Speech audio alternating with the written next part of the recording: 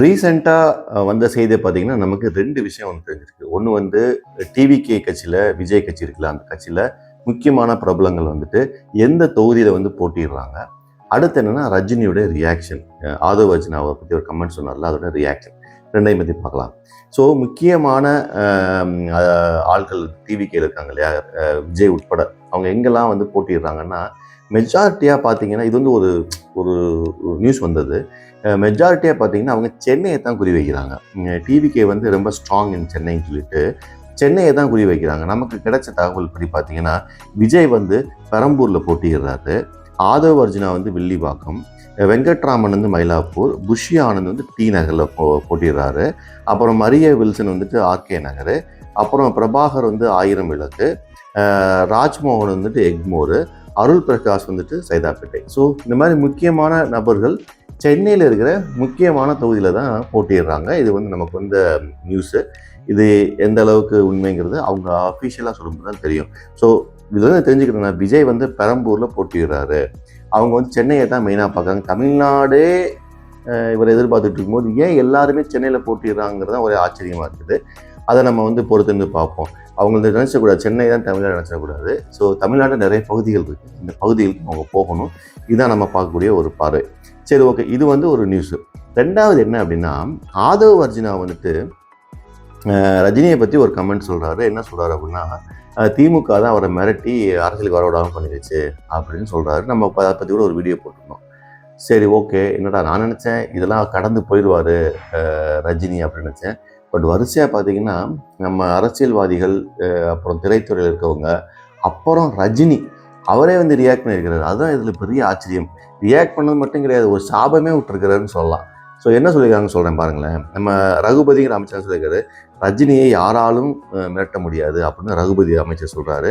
அப்புறம் திருமாவளவன் அவர் எல்லாத்துக்கும் வந்துடுவார். அவர் வந்து ஒரு சமத்துவமான கட்சி, சமத்துவம் பேசி எல்லாத்துக்கும் வந்துடுவார். அவர் என்ன சொல்கிறாரு, ரஜினியின் ஆளுமையை கொச்சைப்படுத்துவதா அப்படின்னு கேட்டுக்கிறாரு. அடுத்து இபிஎஸ் என்ன சொல்கிறாரு, அரசியலை கடந்து எல்லோரும் மதிக்கும் திரை ஆளுமை தான் வந்து ரஜினி அப்படின்னு சொல்கிறாரு. நான் அப்பயே சொல்லியிருந்தேன், எதுக்கு இபிஎஸ் இப்படி சொல்கிறான்னு தெரியல. அவர் வந்து கூட்டணிக்கு பேசிக்கிட்டு இருக்காங்க, கிட்டத்தட்ட கூட்டணி நடக்காது போல் தெரியுது. விஜய் வந்து தனித்து தான் போட்டியிட போகிறாரு.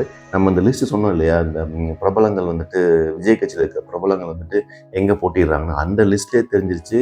கிட்டத்தட்ட டிவிக்கு வந்து தனியாக தான் போட்டியிட போகிறாங்கன்னு நினைக்கிறேன். ஸோ அதுக்கு லிங்க் பண்ணுற மாதிரி இபிஎஸ் பார்த்தீங்கன்னா ஆதவ அர்ஜுனா கண்டித்து ஒரு மெசேஜ் போடுறாரு. சரி, இபிஎஸ் தான் போடுறாரு அப்படின்னு பார்த்தா, இப்போ நைனா நாயன் என்ன சொல்கிறாருன்னா, ரஜினியை விமர்சித்த ஆதவ அர்ஜுனாவை விஜயன் கண்டிக்கவில்லை அப்படின்னு விஜய்க்கே கேள்வி கேட்குறாரு. அப்போ தெரிஞ்சு போச்சு, சரி ஓகே, கூட்டணி நடக்கல போல. அப்புறம் அவர் இன்னொன்று சொல்கிறாரு, அவர் கூட்டணிக்கு வந்தாலும் வரலனாலும் எங்கள் கூட்டணி ஸ்ட்ராங்காக இருக்குன்னு சொல்லிட்டு நைனா நாயன் சொல்கிறாரு. சரி, ஓகே, இது வந்து அரசியலில் இருக்கிற சில விஷயங்கள். இதை தாண்டி இது வந்து ஜென்ரலாக சொல்லுவாங்க, ஏன்னா ரஜினிக்கு சில ஃபேன் ஃபாலோவர்ஸ்லாம் இருக்கிறாங்க, சில ஓட்டுக்கள்லாம் இருக்கும், சம் பர்சன்டேஜ்லாம் இருக்கும். அவங்கள வந்து ஹாப்பி பண்ணுங்கிறதுக்காக எல்லா தரப்புலேருந்து பார்த்திங்கன்னா, அது டிஎம்கேலேருந்து திருமா, ரகுபதி, இந்த பக்கம் இபிஎஸ், இந்த பக்கம் நைனா நாயன் எல்லாருமே வந்து அணை கட்டிட்டாங்க. ஏன்னா டிவிக்கு எந்தெந்த பக்கம்லாம் முடிஞ்சவங்க அடிக்கலாமா அடிப்பாங்க, அப்படி தானே, அதானே அரசியல். அப்போ இது ஒரு வாய்ப்பாக எடுத்து எல்லோரும் அடிக்க ஆரம்பிச்சிட்டாங்க. இதை தாண்டி இப்போ ஒரு லெட்டர் காட்டுறேன் பாருங்கள். லெட்டர் பேடில், அதாவது ரஜினிகாந்த் அவர்களுடைய லெட்டர் பேடில் வந்த ஒரு ரியாக்ஷன். இந்த செய்திக்கு ரஜினி ரியாக்ட் பண்ணது தான் வந்து இன்றைக்கி எல்லாருடைய வாட்ஸ்அப்லேயும் ஸ்டேட்டஸு அது இதுமா வைக்கிறாங்க, பேசுகிறாங்க. அதில் ரொம்ப கவர்ந்து என்னென்னா, காலம் பேசாது ஆனால் காத்திருந்து பதில் சொல்லும். என்ன சொல்ல வர்றாருன்னா பயங்கரமாக இருக்குது. காலம் பேசாது காத்திருந்து பதில் சொல்லும் அப்படின்னா என்ன, நீங்கள் அழிய போகிறீங்கடா அப்படின்னு சொல்கிறாரோ, ஒரு சாபமாக இருக்குமோ அப்படின்னு தோணுது. சரி, அந்த லெட்டர் என்ன இருக்குது அப்படின்னா, ரொம்ப தெளிவாகவே சொல்லிட்டாரு. ஒரு பொதுப்படையெல்லாம் சொல்லலை. டிவிகே கட்சியில் இருக்கிற ஆதவ் அர்ஜுனா என்னை பற்றி சொன்ன கருத்து வந்து உண்மைக்கு புறம்பானது அப்படின்னு தெளிவாக சொல்லிட்டாரு. அதான் என்ன சொல்ல வர்றாருன்னா, அவர் அரசியல் விட்டு விலகுனதுக்கு காரணமே உடல்நிலை தான், திமுக காரணம் கிடையாது அப்படின்னு முன்னாடியே சொல்லிட்டாரு. ஸோ அதனால் அவர் சொன்ன கருத்து வந்து உண்மைக்கு புறம்பானது அப்படின்னு அவர் சொல்கிறாரு. அதனால் இதை கண்டித்து ரஜினி அவர்கள் ஒரு மிகப்பெரிய விளக்க உரையை கொடுத்து முடிச்சிட்டாரு.